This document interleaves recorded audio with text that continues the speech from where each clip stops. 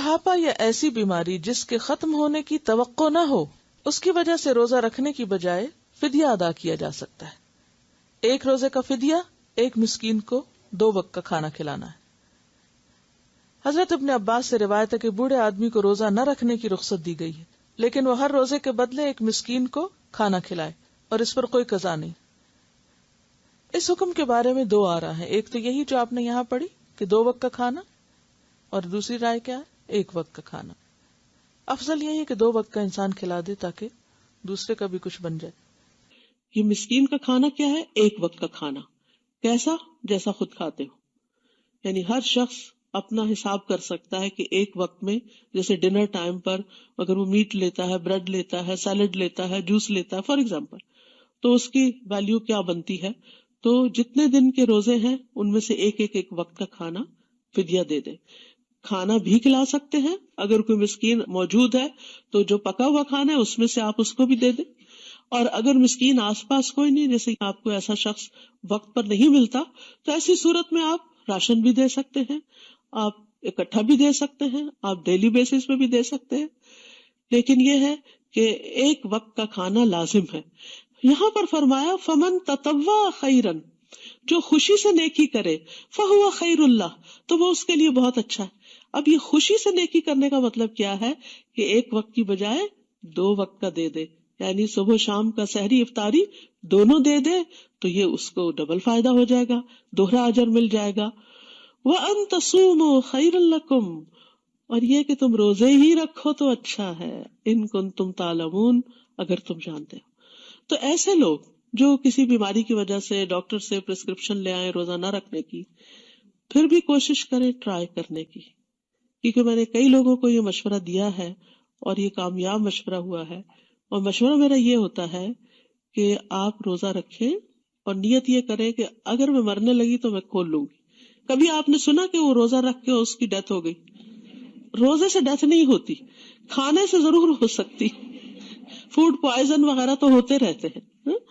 تو اچھا بھلا صحت مند انسان لمبے روزے کا سوچ کے سوچنے لگتا ہے کہ میرے پاس کوئی عذر ہے کہ میں بھی ان لوگوں میں شامل ہو جاؤں کہ جن کو روزہ چھوڑنے کی اجازت ہو، یعنی شیطان انسان کے دل میں ایسے وسوسے ڈالتا ہے۔ تو اس لیے انسان کوشش کر کے دیکھے کہ کیا کوئی پاسبلٹی ہو سکتی ہے روزہ رکھنے کی، اور بعض اوقات آپ دیکھیں کہ انسان کی جو ول پاور ہوتی ہے نا، یہ واقعی بڑی پاور ہوتی ہے۔ انسان کہتے کہ it's not a big deal, میں دن کو سو جاؤں گی، میں سو کے روزہ گزار لوں گی، بس نمازوں کے وقت پہ اٹھ جاؤں گی۔ لیکن آپ دیکھیں گے کہ ایک روزہ بھاری ہوگا، دوسرا کچھ ہوگا، تیسرے چوتھے کے بعد تو آپ کو اچھا لگنے لگے گا، پھر آپ انجوائے کرنے لگیں گے اور آپ کہیں گے شکر ہے میں نے سب کے ساتھ ہی روزے رکھ لیے۔ وَأَن تَصُومُوا، تو اصل ریکمنڈیشن کیا ہے؟ روزہ رکھنے ہی کی، یعنی اس کا کوئی عوض نہیں، کوئی چیز اس کے برابر نہیں۔ یعنی آپ روزہ چھوڑ کے کہیں کہ میں صدقہ کر دیتی ہوں تو یہ فدیہ دینے سے مجھے روزے کا ثواب مل جائے گا، تو وہ بات نہیں ہے، یعنی وہ روزے کے برابر نہیں ہے۔ ہاں تمہارا جو فرض ہے اس کا مداوع ہو جائے گا یا وہ ادا ہو جائے گا، یعنی اس کی کچھ کمپنسیشن ہو جائے گی، لیکن روزے سے ملنے والے جو فائدے اور ثواب اور خیر و بھلائی حاصل ہونے والی ہے وہ تو پھر روزے سے ہی حاصل ہو سکتی ہے، اس کا کوئی آلٹرنیٹ ہے ہی نہیں۔ ایسے تمام امور جن میں روزے کی رخصت ہے، مثلا بیماری، سفر، بڑھاپا، جہاد، عورت کے معاملے میں حمل اور دودھ پلانے والی وغیرہ کے ہوتے ہوئے بھی کوئی شوق سے روزہ رکھ لے لیکن بعد میں روزہ نہ نبھا سکے تو روزہ توڑ دینا چاہیے۔ اس صورت میں صرف قضا ہوگی۔ ان کا سوال یہ ہے کہ اگر کوئی شخص رمضان میں روزے نہیں رکھ سکا اور رمضان کے بعد وہ اس کی گنتی پوری کرنا چاہتا ہے تو کیا صرف روزہ رکھنا ہی کافی ہوگا یا پھر اس کا کفارہ بھی دینا ہوگا؟ تو اس کے لیے بات یہ ہے کہ روزے کا بدلہ روزہ ہی ہے۔ اگر کوئی شخص معذور ہے، اتنا بیمار اور مجبور ہے، ایسے مرض میں مبتلا ہے کہ جس میں وہ دوبارہ بھی روزہ رکھنے کے قابل نہیں، تو وہ شخص کفارہ دے سکتا ہے۔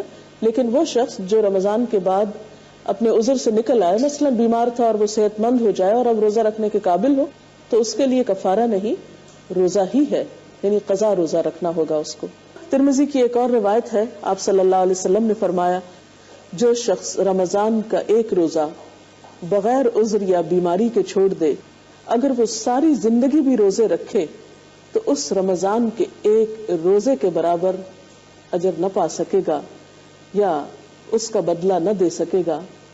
تو اس سے آپ اندازہ لگا سکتے ہیں کہ جہاں ایک طرف اس مہینے کے ایک ایک روزے کا بہترین اجر ہے، وہاں ایک روزہ بغیر کسی وجہ کے، بغیر کسی مجبوری کے چھوڑ دینے کا نقصان کتنا بڑا ہے کہ رمضان کے علاوہ اگر انسان سال بھر بھی روزے رکھتا رہے تو اس ایک دن کی تلافی وہ نہ کر سکے گا. تو اللہ تعالیٰ سے دعا ہے کہ ہمیں اس فرض کو بہترین طریقے سے ادا کرنے کی توفیق عطا فرمائے.